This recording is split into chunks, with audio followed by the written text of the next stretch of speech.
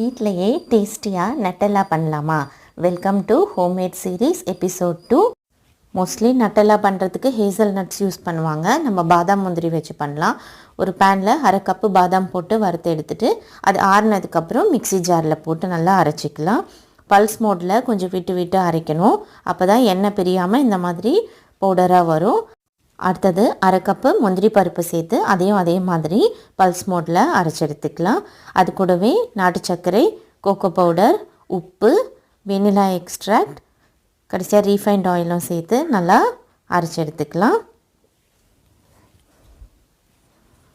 Spread பண்ணுற அளவுக்கு consistency இருக்கா பார்த்துட்டு தேவைப்பட்டால் எக்ஸ்ட்ரா கொஞ்சம் எண்ணெய் சேர்த்து அரைச்சி எடுத்துக்கலாம்.